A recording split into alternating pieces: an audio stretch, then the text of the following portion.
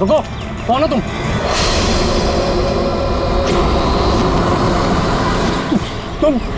नहीं, यहाँ तुम नहीं हो सकते।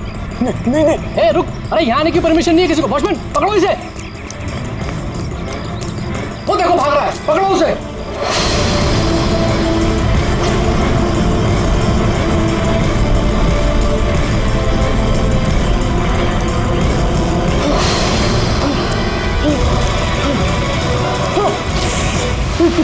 तुम यहाँ भी नहीं, तुम यहाँ नहीं हो सकते।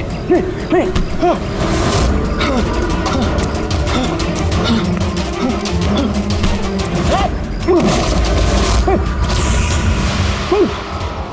तुम मेरे पीछे क्यों पड़े? तुम मुझे मार दोगे। अरे कौन है? रुक।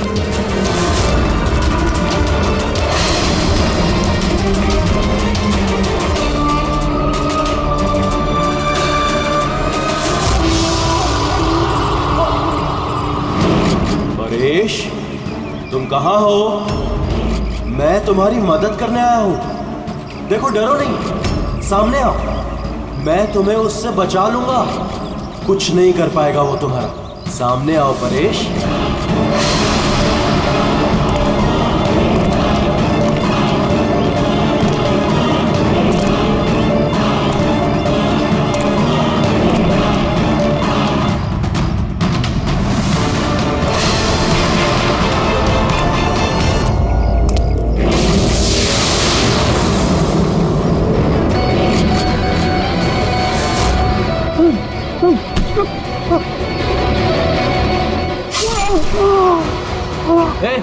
कौन है वहां पे? हाँ?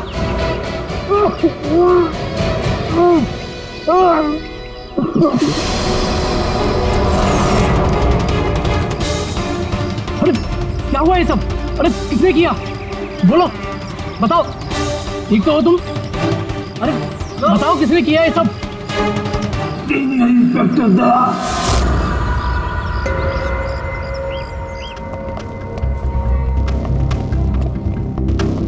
हाँ डॉक्टर साहब। पेशेंट खतरे के बाहर है, लेकिन अभी भी बेहोश है। कौन है, कुछ पता चला? हाँ, इसका नाम परेश है, लेकिन अभी तक बेहोश है। होश में आने के बाद आप लोग मिल सकते हैं। ठीक है डॉक्टर साहब, थैंक यू। वैसे आपने हमें क्यों बुलाया? इनके कारण। इनका कहना है कि हमला करने वाला आप ही की टीम का है। What? क्या बकवास कर रहे हैं आप? सीआईडी का काम होता है आम आदमी को मुजरिमों से बचाना, हमला करना नहीं, समझे आप? सब सच बकवास ही लगता है, लेकिन ये बकवास नहीं है, क्योंकि पीड़ित ने खुद मुझसे कहा है। क्या बताया उसने? किसने हमला किया उस पर, बताओ। दया। What? क्या बोल क्या रहे हो? मैंने उसमें हमला किया? हाँ, उसने मुझसे यही कहा है कि आपने ही उस पर हमला किया है और आप उसे जान से मारना चाहते हो। क्या? मैं उसकी जान लेना चाहता हूँ? हाँ सर, मुझे लगता है कि आपको दया को अरेस्ट कर लेना चाहिए। हमें हमारा काम बताने की जरूरत नहीं है, समझा? मुझे पता था कि आप अपने कलीग का ही साथ देंगे। देखा, चोर चोर मौसेरे भाई।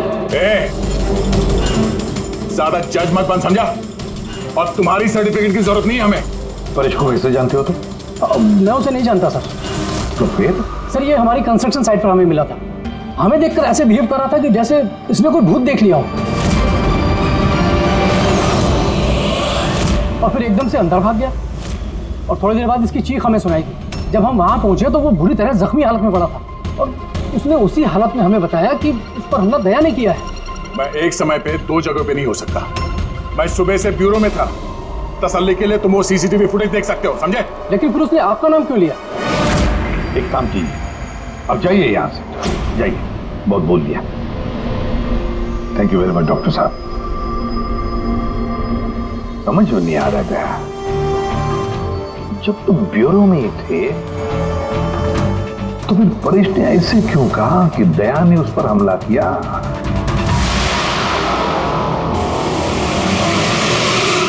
एक बात बताइए, जब आप लोगों ने यहाँ पे परेश को जख्मी हालत में देखा था तो उसके साथ में कोई था या किसी को आते जाते देखा हो? नहीं साहब, वो अकेला ही था। लेकिन सर, उसने इंस्पेक्टर दया का पता है, उसने दया का नाम बोला। हम यहाँ वो जानने आए जो उसने नहीं बोला, समझे आप? और दया ऐसा नहीं कर सकता। सर आप इतने यकीन से कैसे कह सकते हैं कि दया सर ऐसा कुछ नहीं कर सकते हैं? जो आदमी अपनी जान दांव पे लगा के दूसरों की जान बचाता हो वो किसी का खून नहीं कर सकता। खुद से ज्यादा मुझे दया पे भरोसा है, समझे?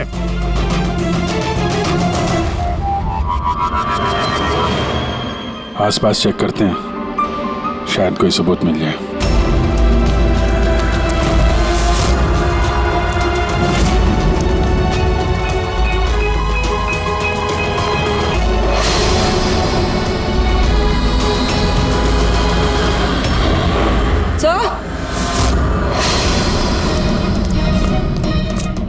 सर ये देखिए।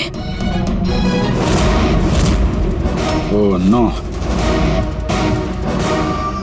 है कौन ये?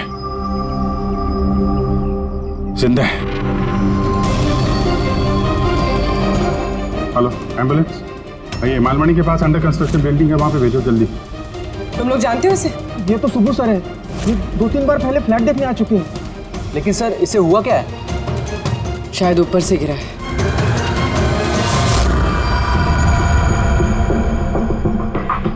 ऊपर से गिरा है या फिर गिराया गया है? पेशेंट की कंडीशन स्टेबल है, ये बहुत जल्द होश में आ जाएगी। गुड।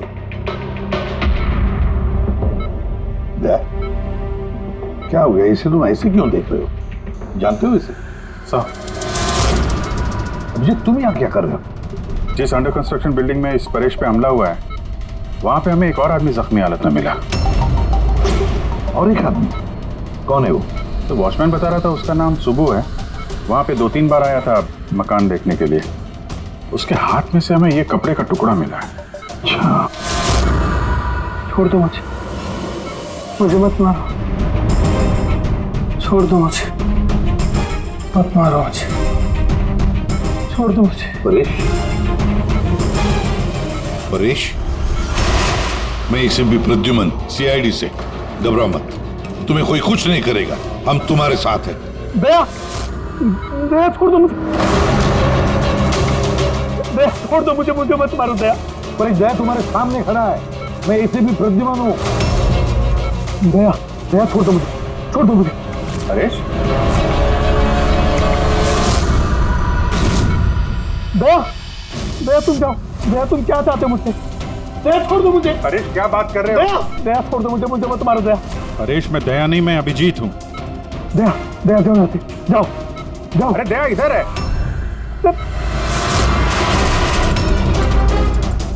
दया छोड़ दो मुझे, मुझे मत मार दो दया। परेश इधर देखो, हम पहले मिल चुके हैं, तुम जानते हो मुझे। दया छोड़ दो मुझे, मुझे मत मारो। सब दया हो, तुम सब दया हो, मुझे मत मारो। डॉक्टर, दया छोड़ दो मुझे, डॉक्टर, दया छोड़ दो मुझे, मार दया। डॉक्टर साहब, दया, देखिए ना, क्या हो गया इसे? दया छोड़ दो मुझे, मुझे एक मिनट, सब दया, सब दया कुछ नहीं होगा तुम्हें, कुछ कर दो, एक मिनट। सब दया हो तुम,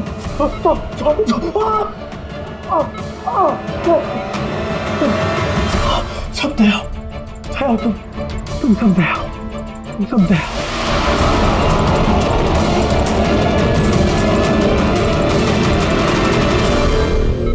ये चक्कर है क्या? और हर किसी के चेहरे में उसे मेरा चेहरा नजर आता है। हाँ वही तो, इसलिए जब उसने उस आर्किटेक्ट को, उसके असिस्टेंट को, उस वॉचमैन को देखा तो ऐसे बर्ताव करने लगा जैसे उसने भूत देखा है। और उसके दिमाग का भूत दया तुम हो, तुम।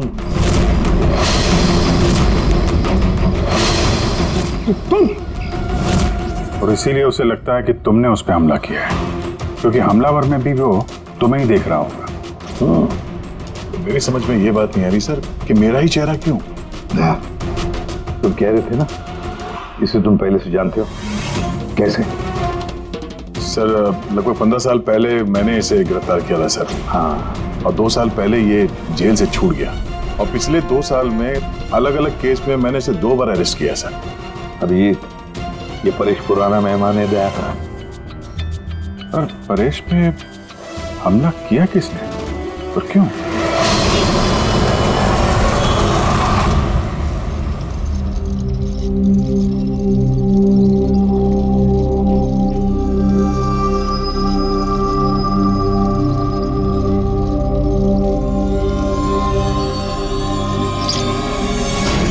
अरे मैडम जरा ध्यान से।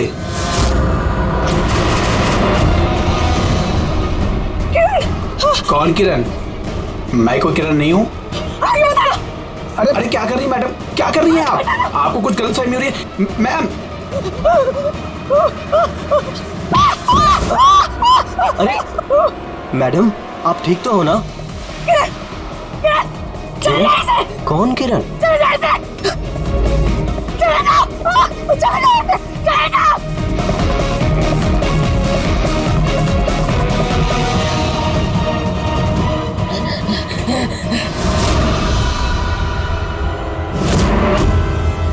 क्यों सुबह, कैसी तबीयत है तुम्हारी? सर पैर की हड्डी टूट गई है और बाकी इधर उधर थोड़ी सी चोटें लगी हैं। मुझे एक बात बताओ, क्या हुआ था उस दिन? हाँ? वो आदमी सीढ़ियों से भाग रहा था जब मैं उससे टकराया, और जब मैंने उसके हाथ में चाकू देखा तो मैंने शोर मचाया और उसे पकड़ने की कोशिश की, लेकिन तब उसने मुझे धक्का दे दिया और मैं नीचे गिर गया। उसके बाद सर कुछ याद नहीं। सुबह, तुम्हारे हाथ में से हमें वो जो एक कपड़े का टुकड़ा मिला था लाल कलर की चौकड़ी का, क्या वो उस आदमी की शर्ट का टुकड़ा था? जी सर, शर्ट पहना था उसने वो, और हाथापाई के दौरान शायद वो मेरे हाथ में आ गया था। अच्छा ये बताइए, उस आदमी का चेहरा देखा था? सब कुछ इतनी जल्दी में हुआ कि कुछ याद नहीं। ठीक है, अब तुम जाओ, अगर जरूरत पड़े तो हम तुमसे फिर मिलेंगे, ठीक है? Please, thank you sir. जाओ।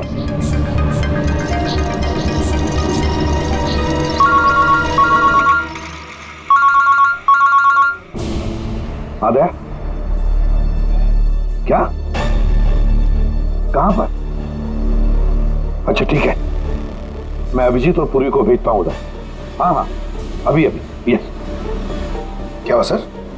मैं बता रहा था कि किसी सुपरमार्केट में एक औरत आसपास के सभी लोगों पर हमला कर रही थी और हर एक को किरण किरण किरण नाम से पुकार रही थी। देखिए मैडम, हम लोग सीआईडी से हैं, आपकी मदद करने के लिए आए हैं, ठीक है? ये चाकू हमें दीजिए। तुम्हें किरण हो? देखिए मैडम, मैं किरण नहीं हूँ, मैं इंस्पेक्टर अभिजीत हूँ। मैं तुम्हें भी जान से मार दूंगी। मैं नहीं छोड़ूंगी। आप प्लीज नहीं छोड़ूंगी। चाकू रखिए। तुम भी किरण हो, मैं बोल। क्या हुआ? सॉरी। Oh no.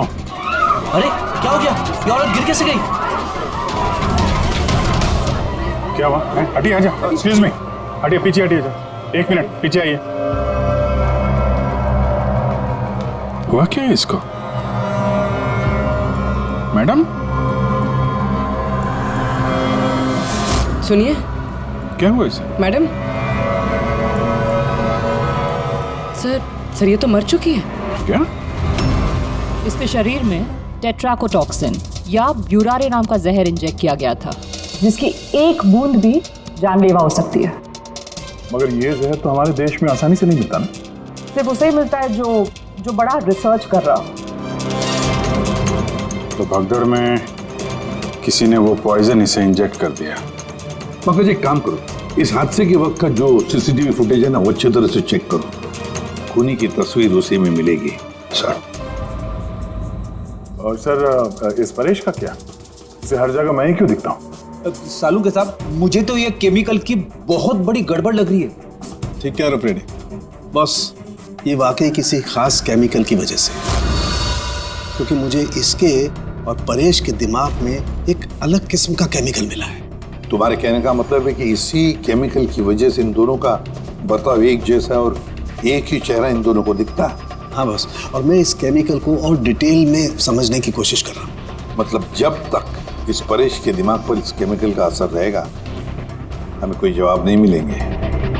और अभिजीत, ये कपड़े का टुकड़ा जो आपने हमें दिया था, इसमें से भी हमें कुछ मिला है।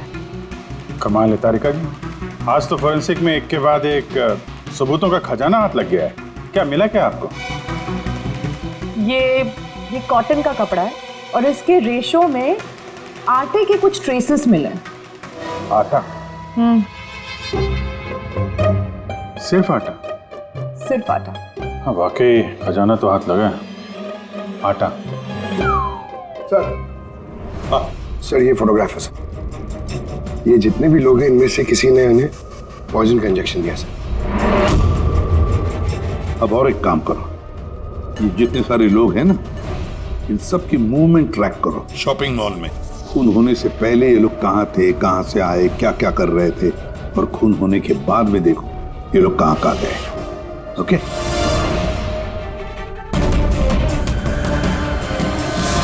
सर, मैंने इस औरत का बैकग्राउंड चेक किया। इसका नाम शिप्रा है। ये एक हाउसवाइफ थी। सर, परेश तो फिर भी एक मुजरिम है, उसकी कई दुश्मन हो सकते हैं, लेकिन इसकी किससे क्या दुश्मनी हो सकती है? वजह तो कुछ भी हो सकती है पूर्वी, लेकिन एक बात कॉमन है शिप्रा और परेश के बीच में, उन दोनों के ब्रेन में वही केमिकल मिला है, तो उन दोनों का दुश्मन भी एक ही हो सकता है। इस किरण के बारे में क्या पता चला? सर, किरण शिप्रा का पति था और 2 साल पहले ही उसकी मौत हो चुकी थी। सर, किरण शिप्रा को काफी मारता पीटता भी था। कोई न कोई बात तो है इस परेश और शिप्रा के बीच में, कोई कॉमन बात, जिसकी वजह से ये दोनों भी उस खूनी के निशाने पर आ गए। क्या हो सकती है वो कॉमन बात? क्या हो सकती है? सर, मैं परेश के पड़ोस में पिछले 5 साल से रहता हूँ, पर अजीब बात है सर, ना मैंने उसे कभी देखा, ना कभी मुलाकात हुई। और कोई नहीं है परिवार में उसके? सर, उसके पिताजी थे, जिनकी मौत तब हो गई थी जब वो जेल में था, और कोई नहीं है। सर, शिप्रा का हस्बैंड बहुत स्ट्रिक्ट था। वो उससे मिलना तो दूर, किसी से बात तक करने अलाउ नहीं करता था। इनफैक्ट वो तो उसको मारता पीटता भी था। सर, उसके हस्बैंड के डेथ के बाद ना मैंने बहुत कोशिश की कि मैं उससे बात करूं, उससे पूछूं, लेकिन उसने इंटरेस्ट नहीं रखा। अच्छा, उसका कोई करीबी दोस्त, कोई रिश्तेदार नहीं था क्या? सर, मुझे नहीं लगता कि होगा। अच्छा। शिप्रा और परेश दोनों की जिंदगी में एक बात कॉमन, दोनों जिंदगी में अकेले थे, ना कोई दोस्त, ना कोई रिश्तेदार। सर, दोनों में एक चीज कॉमन है। क्या? सर, हमने परेश और शिप्रा का कंप्यूटर चेक किया, तो उनकी कंप्यूटर हिस्ट्री से पता चला है कि दोनों ने ही ऑनलाइन सपोर्ट ग्रुप ज्वाइन किया था। अच्छा, ऑनलाइन सपोर्ट ग्रुप मतलब? सर, ये ग्रुप्स है जो डिप्रेशन, लोनलीनेस, ड्रग एडिक्शन और अल्कोहलिज्म में फंसे होते हैं, उनकी काउंसलिंग करता है और उनकी मदद करता है। सर, शिप्रा ने 2 हफ्ते पहले ही एक ऐसा ग्रुप ज्वाइन किया था जो शादीशुदा जिंदगी में परेशान लोगों की मदद करता है, और परेश ने अपने अकेलेपन से निकलने के लिए पिछले महीने ही ऐसा ग्रुप ज्वाइन किया था। अजीब इत्तेफाक है, दोनों ने ऑनलाइन ग्रुप ज्वाइन किया और दोनों को एक ही तरीके की परेशानी हुई। कुछ पता चला इस ग्रुप के बारे में? सर, हमारा साइबर एक्सपर्ट राज इस ग्रुप को ट्रेस करने की कोशिश कर रहा है, जल्दी कुछ पता चल जाएगा। सर, सर, शिप्रा का खून इसी आदमी ने किया। जिस वक्त उसका खून हुआ था, उस वक्त जितने भी लोग मौजूद थे, ये सबसे ज्यादा अजीब है सर। जिस वक्त अभिजीत सर और पूर्वी सुपरमार्केट पहुंचे थे, ठीक उसी वक्त ये आदमी वहां पहुंचा था सर, और भीड़ में घुस गया था, और जब शिप्रा की मौत हुई तो फटाफट वहां से भाग गया। रेडी, काम करो, हमारा डेटाबेस चेक करो, शायद इसके बारे में कुछ पता चले, कोई लीड मिल जाए। इसका मतलब है सर, ये खूनी सुपरमार्केट में कुछ खरीदने नहीं बल्कि शिप्रा को मारने के लिए आया था।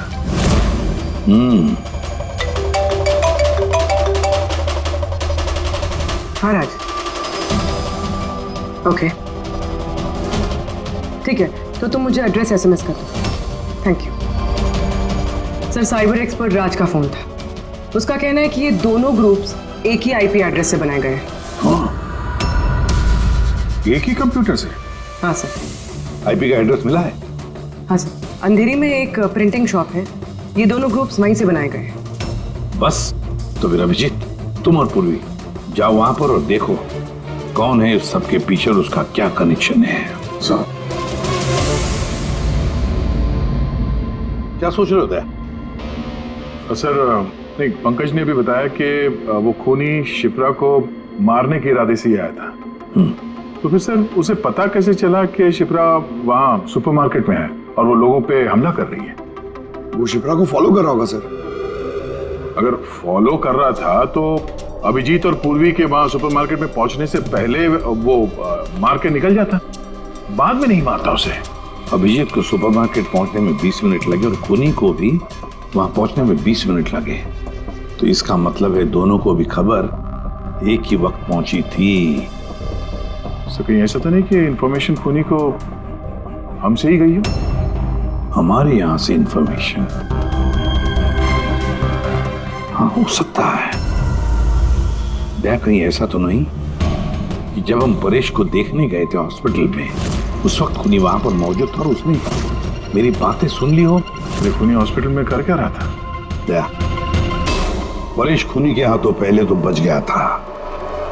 हो सकता है खूनी अपना अधूरा काम पूरा करने हॉस्पिटल आया था, परेश को खत्म करना चाहता था इसलिए।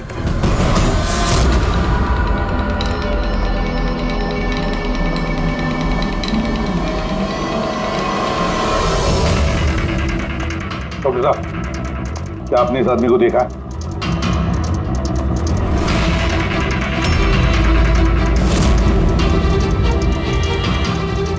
भाई साहब, ये आदमी को देखिए जरा, इस हॉस्पिटल में इसको देखा है कहीं? हाँ हाँ, इसको तो मैंने देखा है। कहाँ देखा है? वहाँ वेटिंग रूम में।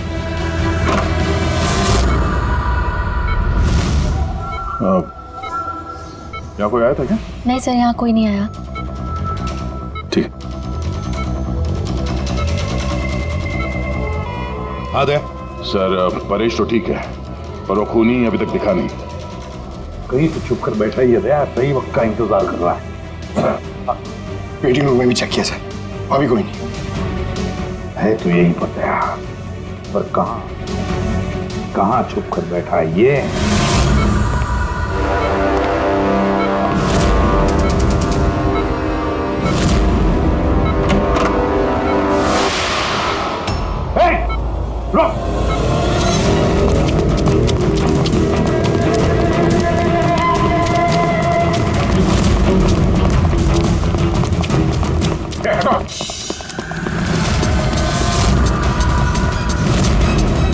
कहाँ भागोगे?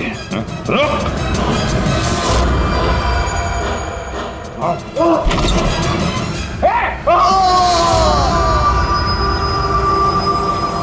My God. हाँ भाई, क्या मिला? सर, ये दोनों साइड डिलीट किए जा चुके हैं, अब वो ऑपरेशनल नहीं है। मतलब अपराधी ने सबूत मिटा दिया? जी सर, पर सर कुछ इंटरेस्टिंग चीजें मेरे हाथ लगी है।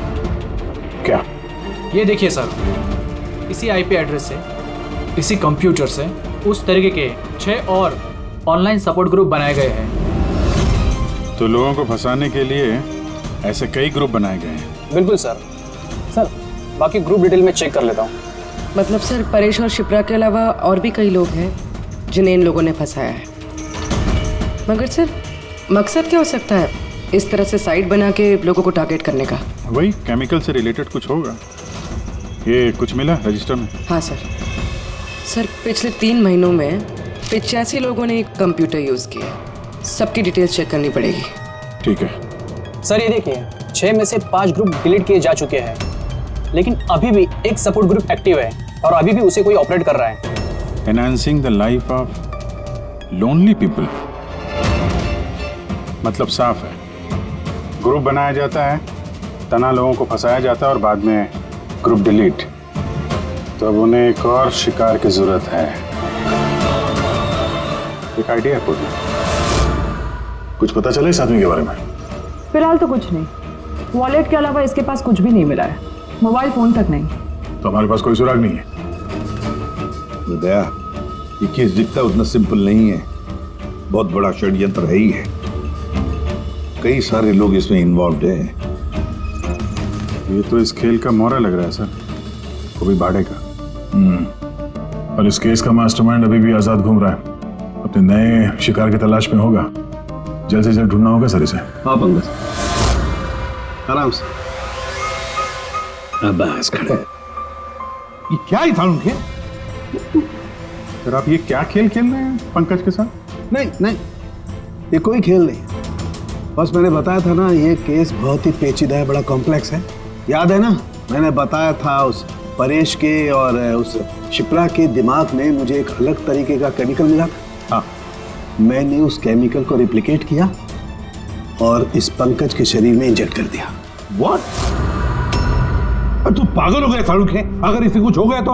अरे कुछ नहीं होगा यार, बिलीव मी, मैं पागल हूं क्या?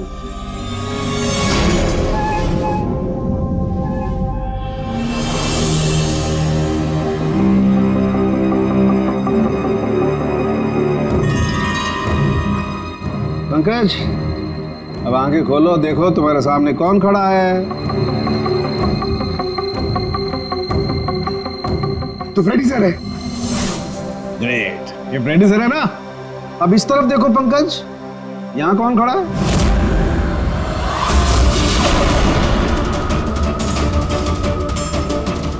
ये कैसे हो सकता है? ये इधर फ्रेडी सर, यहाँ फ्रेडी सर।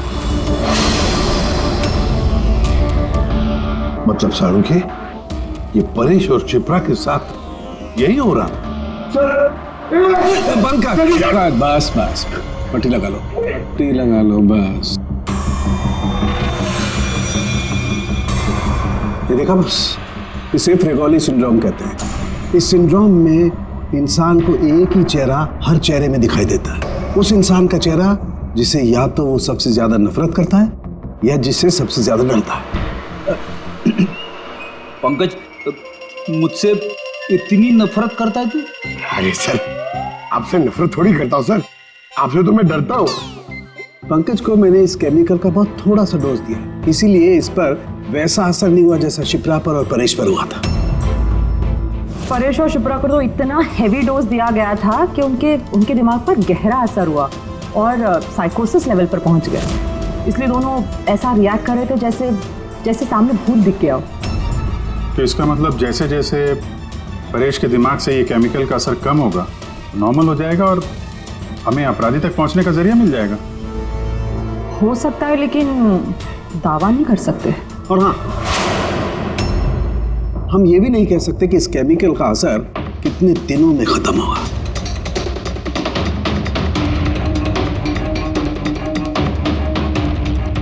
अगर हम परेश के ठीक होने का इंतजार करेंगे तो बहुत देर हो जाएगी।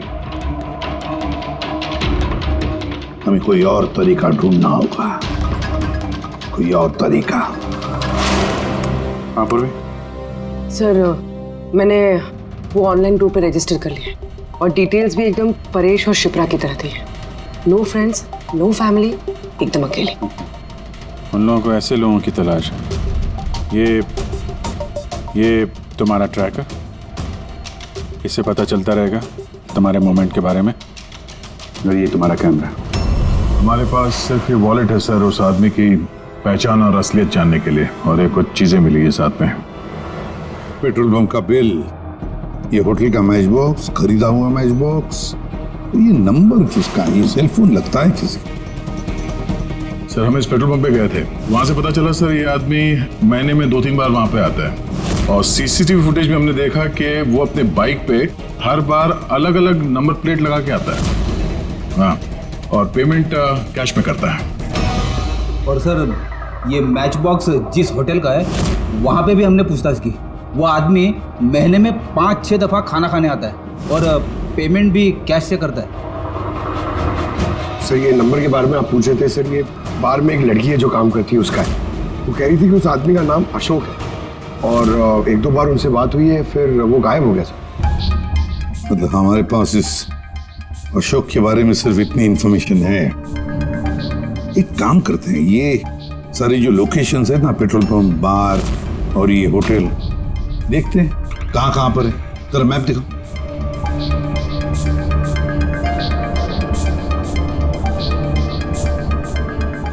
ये वो जगह है जहाँ पे वो पेट्रोल पंप है।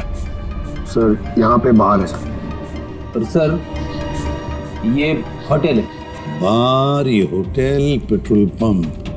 दया सर, ऐसे नहीं लगता तुम्हें? देखो ना, ये सारे के सारे लोकेशंस 1 किलोमीटर के दायरे में है यहाँ से। हो सकता है सर उसका घर या ऑफिस इस जगह के आसपास ही कहीं। Are you ready? I'm ready, sir. चल चलो। हाँ सर मैं रेडी। अरे वाह, बहुत अच्छा गेटअप है। इसके घर का क्या किया? सर पूर्वी के लिए भाड़े पे 1 हफ्ते के लिए घर लिया। आई मीन अल्पा के लिए। अल्पा, ठीक है, गुड। लेकिन पूर्वी, चौकन्ना रहना। उनका पहला कदम क्या होगा हमें पता नहीं है। Yes. Good luck. Thank you sir. अब एक काम करते हैं, इस 1 किलोमीटर के दायरे में इस अशोक का फोटोग्राफ दिखाते हैं, सबको दिखाते हैं। शायद कोई निकले जो इसको जानता हो।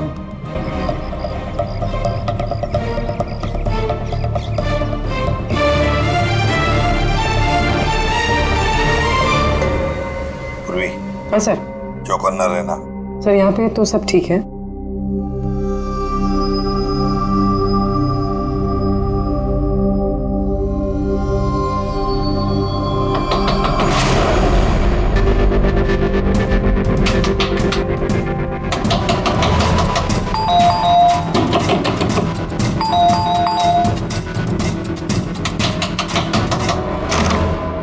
जी कहिए। वो मेरे पीछे ना कुछ गुंडे पड़े, मैं अंदर आ सकती हूँ प्लीज?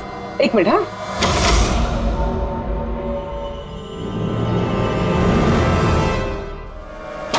हाँ आओ जल्दी आओ। क्या क्या क्या हुआ क्या तुम्हें? अरे ये तो आदित्य है, शिप्रा की पड़ोसी। वो एक्चुअली मेरे पीछे कुछ गुंडे पड़ गए थे, मुझे समझ नहीं आ रहा था, इसलिए मैं आपके घर आ गई। कोई बात नहीं। Thank you miss. अल्पा। और तुम? अदिति। बैठो। अब प्लीज मुझे 1 गिलास पानी देंगे प्लीज? अभी लाती हूँ।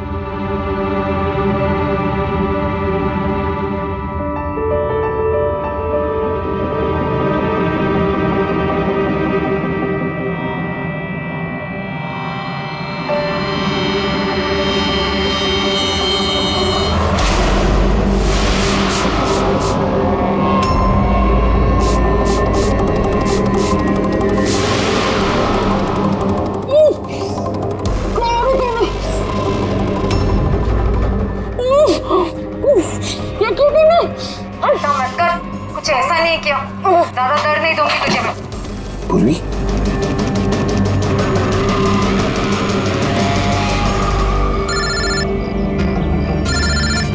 हाँ सर। क्या शिप्रा की पड़ोसन अदिति? सर मैं फौरन वहां पहुंचता हूं। नहीं सर, अब अशोक का भी पता नहीं चला। ये सर।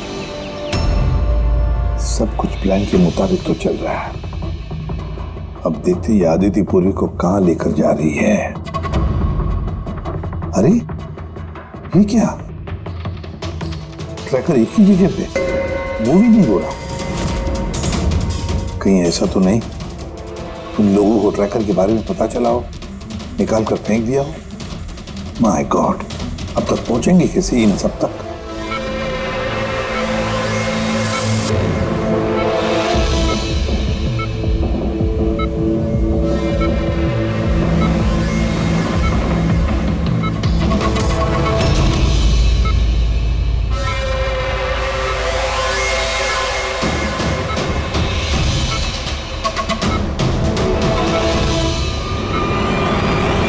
चलो, तुम्हारे दवा का वक्त हो गया है, अब अच्छे बच्चे की तरह दवा लो। और तुम बिल्कुल भी टेंशन मत लेना, तुम्हें ज्यादा दर्द नहीं दूंगी। कौन हो तुम? छोड़ो मुझे, छोड़ो मुझे। चिंता मत करो, मैं तुम्हें दर्द नहीं दूंगी। छोड़ो मुझे।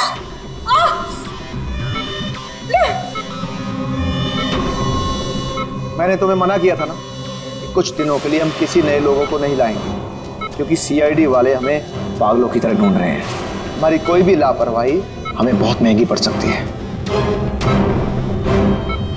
सर अदिति का घर बंद था, दरवाजा तोड़ के हम लोग अंदर भी घुसे पर कुछ हाथ नहीं लगा सर। इस अशोक का भी कुछ पता नहीं चल रहा है। सर ऐसा लग रहा है हमारे लिए सारे रास्ते बंद हो गए। नहीं फ्रेडी, हमारे लिए कोई रास्ता बंद नहीं होता, हम सीआईडी वाले रास्ता बनाते हैं। सर वो लोग कहीं पूर्वी को केमिकल इंजेक्शन ना दे दे। नहीं, कुछ नहीं करेंगे वो लोग, पूरी को कुछ नहीं होगा। कोई तो बात हम मिस कर रहे हैं, कोई तो बात है जो हमसे छूट रही है, पर क्या क्या हो सकती है वो बात? सर वो कपड़े का टुकड़ा जो हमें सुबह के हाथ में मिला था, उसके रेशे में आटा मिला था हमें। हाँ सर, आटा। जब मैं अशोक के बारे में रोड पे लोगों से पूछ रहा था, हाँ, तो वहां पे मैंने एक आटा की चक्की देखी थी और उसके पीछे एक पुरानी बिल्डिंग भी है। तो फिर जरूर वो आदमी जिसने परेश पर हमला किया उस आटे की चक्की के आसपास ही रहता होगा, इसीलिए तो उसकी शर्ट पर आटा आ गया।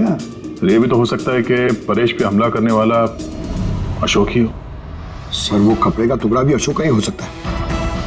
ये भी हो सकता है कि परेश पे हमला करने वाला और ये अशोक दोनों एक गैंग के लिए काम करते हो और वो गैंग आटे के चक्की के आसपास होगा। सबके सब आटे के चक्की के आसपास ही हो गया अभिजीत, और पूर्वी को भी उस चक्की के आसपास ही रखा होगा।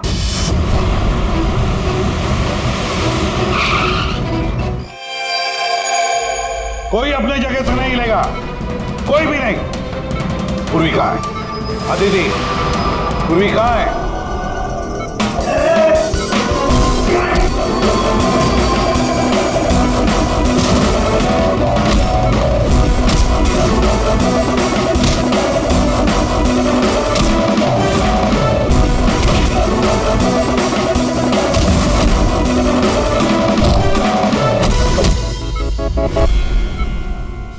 सब नर्सेज और डॉक्टर इस तरफ आ जाओ। चले, चलो तुम भी जल्दी।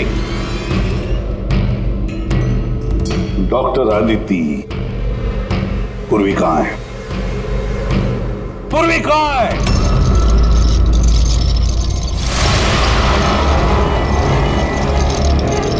हमारी पूर्वी मेरे पास है एसीपी।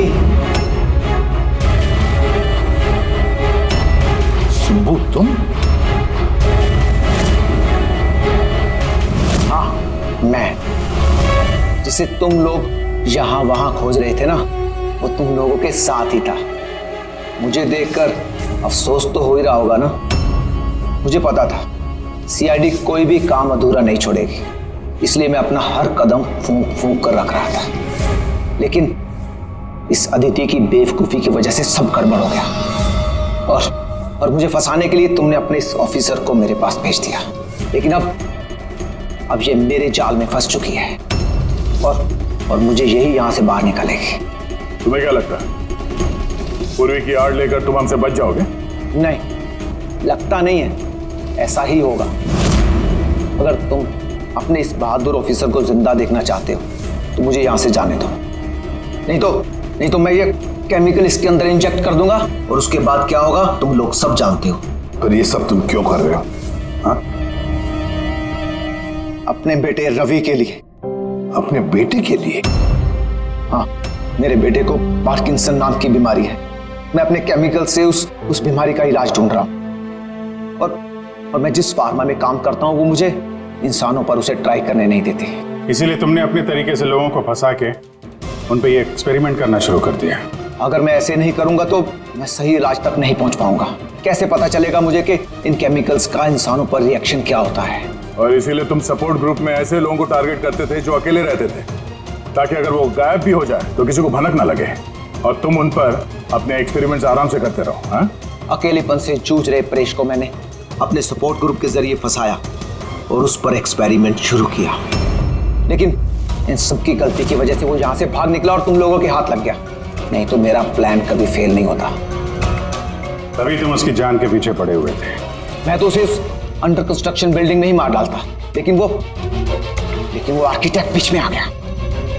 वहां तुम भी तो जख्मी हालत में मिले थे, ये क्या चक्कर?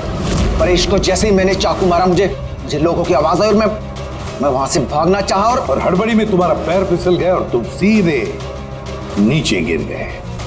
मैं तो वहां से भी भाग जाता, लेकिन मेरे टूटे हुए पैर की वजह से मैं भाग नहीं पाया। और इसीलिए तुमने विक्टिम होने का ढोंग किया, ताकि तुम सेफ भी रहो और किसी को तुम पे शक भी ना हो। और तभी तुम लोगों की नजर मुझ पर पड़ी। और शिप्रा का क्या? उसे तो तुमने किडनैप नहीं किया था, वो तो सुपरमार्केट में घूम रही थी। सपोर्ट ग्रुप में से अदिति ने शिप्रा को चुना और हमने डिसाइड किया कि हम उसे किडनैप नहीं करेंगे और चुपचाप ये ड्रग देते रहेंगे। खिलाड़ी तो तुम शातिर हो और थोड़े कच्चे हो, नहीं तो हमारे लिए सबूत नहीं छोड़ते तुम। याद है ना तुम्हारा वो शर्ट, उसका एक टुकड़ा, कपड़े का टुकड़ा, उस पर जो आटा लगा था ना, बस उसी के जरिए हम तुम तक पहुंच गए।